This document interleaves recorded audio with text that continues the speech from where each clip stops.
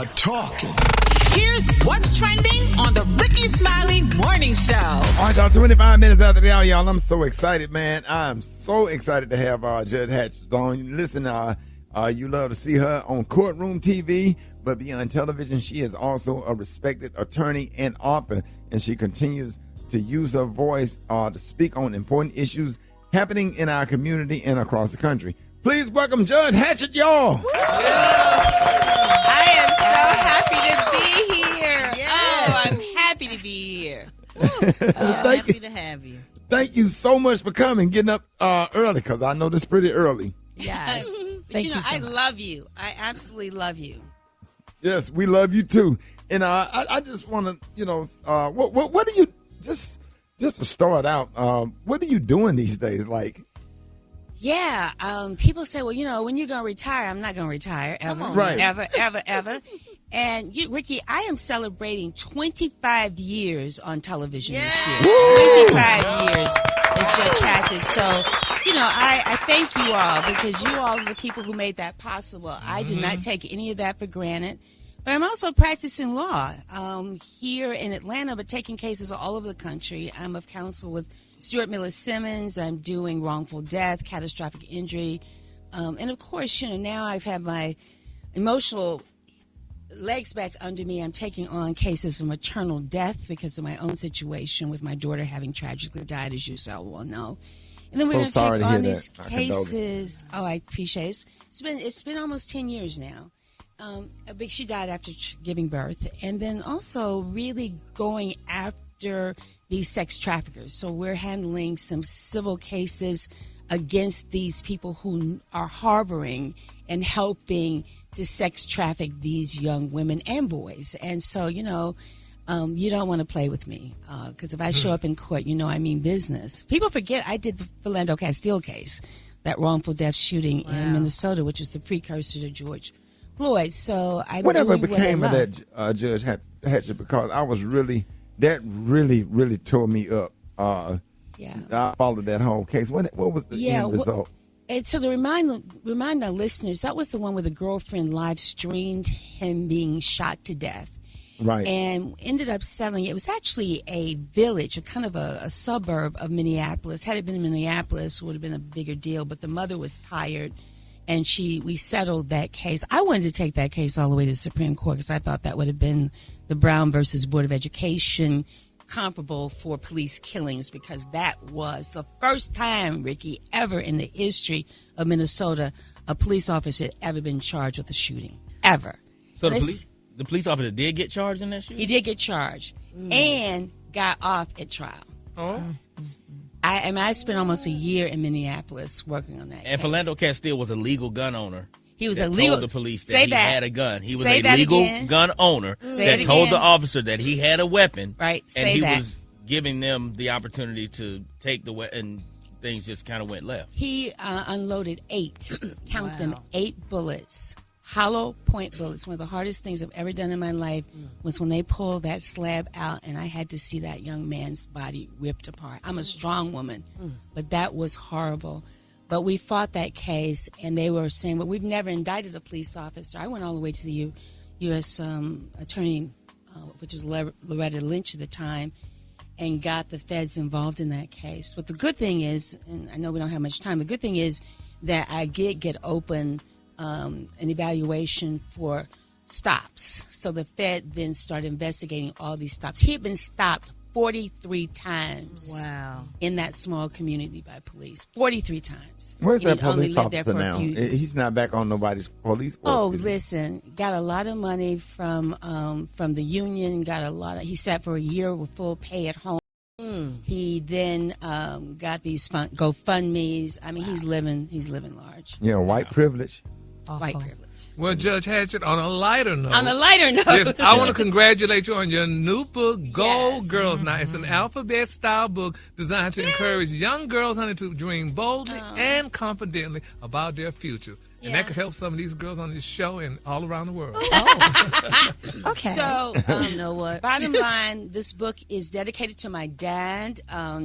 Those people who knew me growing up know that my dad was my hero, and he always told me I could do anything I wanted to do. And so that's what I want little girls all over the world to believe, that they can be anything they want to be. And so it's an alphabet book, and it has little rhymes, and so it's unconventional. Like for B is professional basketball player. Oh. You know, R is a race car driver. Of course, you know, J has got to be judged, right? Got to be judged. Right. And so it says at the end of the book, so next time someone tells you can't because you're a girl, you tell them you can. You can. Because you are a gold girl. And so that's the deal that I'm doing. And so I'm excited about the book. It's a beautiful book. Yeah. Thank you. I'm really excited about it. It's so nice. And at the end, it has a page you can cut out to post the kids' dreams on the ceiling. Why? Nice. Because we're going to post their dreams so they can look at them every morning. They should have had that when I was young. Affirmations. Yes. Yes. Because we're going to be in the business of posting dreams, so we never have to post no bail. Come on now. Come on now. I mean, for real, we are about a whole new generation of young people, and that's what this is. So, if you buy the book, pre-order the book, by March 31st, all of my proceeds benefit the Boys and Girls Club. Nice. So please go on to shopgogirls.com. Shopgogirls.com. And that's GOAL. GOAL. Gold right. Girls. Yes, gold. GOAL. Thank you, Carrie. Oh, that's right. Shopgogirls.com. If you order the book, 3 things: benefits the Boys and Girls Club, enters you in for a visit from Judge Hatchett for your school. Nice. Hey. And then thirdly, then you get VIP seating at a Little Girls Summit that we're going to be having on the International Girls' Day in October. That is all so cool. Oh, my gosh. You know, let me ask you, I know that you've seen firsthand as a judge how challenges at home can impact kids. What can parents do right now to keep encouraging their kids' goals even through the tough times? So it is. It's a tough time, but research says that the sooner we talk about goals to our girls, the better, and little boys as well. But we got to plant those seeds and encourage them. And it may change. It may change. So you're going to put it on the ceiling, let them draw it, write it, whatever, and then talk about it. It may change. One parent said, well, you know, Judge, I did mine in glow-in-the-dark paint so they could see it at night, which is cool. And one woman came and she said, well, my son said he want to be a garbage truck. I said, well, put it up there. Come on. You know, dreams will change, evolve. But the point is to have them thinking about it and doing it and being invested in it, because our world is so messed up right now that we've got to give this new generation a sense of hope. Right. We got to encourage them. You know? Absolutely, y'all. We have more with Judge Glenda Hatchett. If you want to talk to her, you can give us a call at 866. Call us. The phone lines are wide open. 866-9-RICKY, 866-9-RICKEY. Ricky Smiley Morning Show. What's up? Get it up! Get out of bed! Courtroom judges in the building. Y'all give it up for the one and only the Honorable Glenda Hatchett in the building. Hey. I'm so happy to be here. I'm not leaving, Ricky. I'm not leaving. I love it. I'm not leaving. You're welcome to stay. We're happy to have you. So let me ask you. April 11th is Black Maternal Health Week. And, yes, you know, as you mentioned, you lost your daughter-in-law after having a scheduled C-section. And I just, you know, I had a natural birth and then 2 C-sections, and I felt like I was pressured to have those C-sections. And I know that Black women are 3 to 4 times more likely to die during childbirth versus white women. Why is that? Well, because we're ignored. We are ignored. And... you know, they think that we're complaining or that we have a higher tolerance of pain.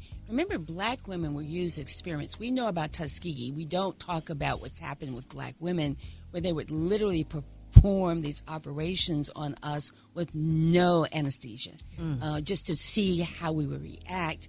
But, you know, it's historically. We had babies in the field, and we were required to keep working. We'd have a baby, and we keep working in the fields. And so there's a whole difference about how Black women are treated. But 80%, hear me clearly, 80% of these deaths are preventable. And that is the maddening part. Kara and so many other women should not have died. And that's why the work is so important, and we have to keep working.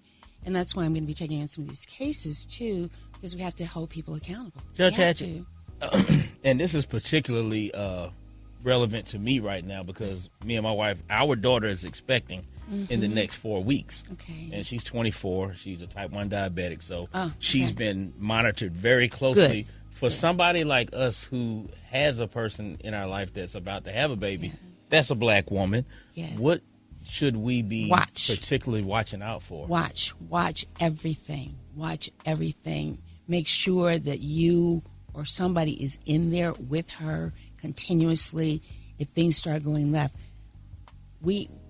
I left because I had a 19-month-old grandson that I went back to be with, but my son was there advocating and was ignored.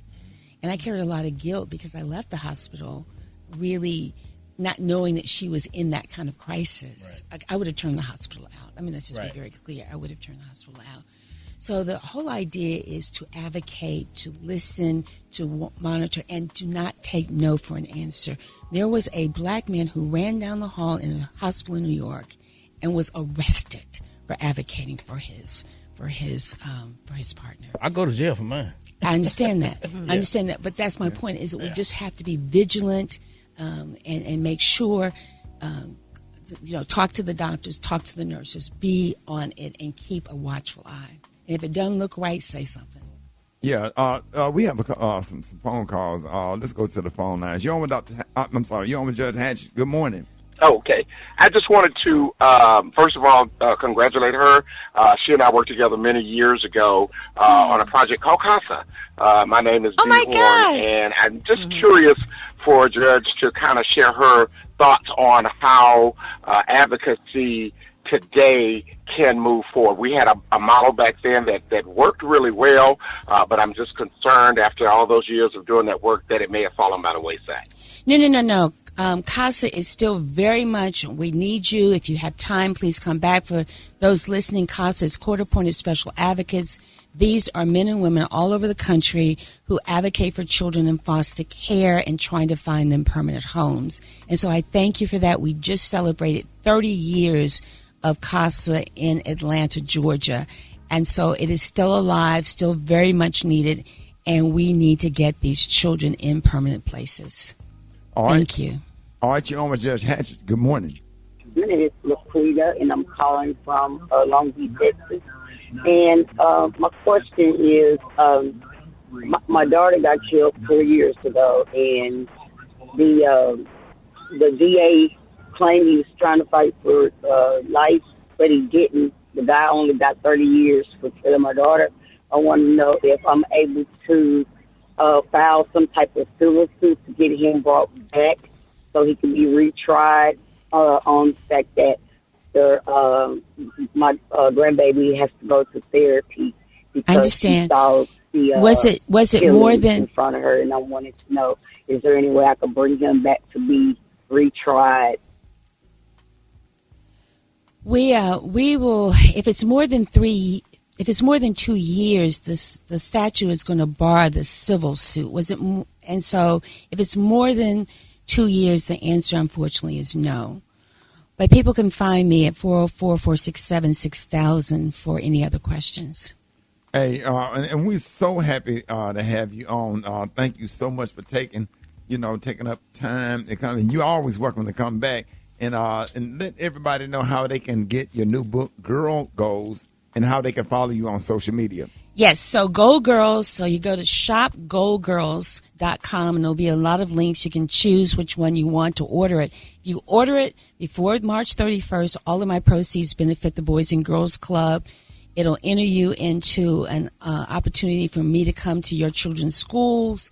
And then thirdly, you get VIP setting for the summit that we're having in October. So please support that so that it can help Boys and Girls Clubs. But also follow me on social media, The Judge Hatchett. I do practice law all over the country, 404-467-6000, or you can simply go to judgehatchett.com. All right. We love you, and we respect you, and we appreciate you. Y'all give it up and show your love right now for Judge Hatchett in the building. Thank you. Morning show.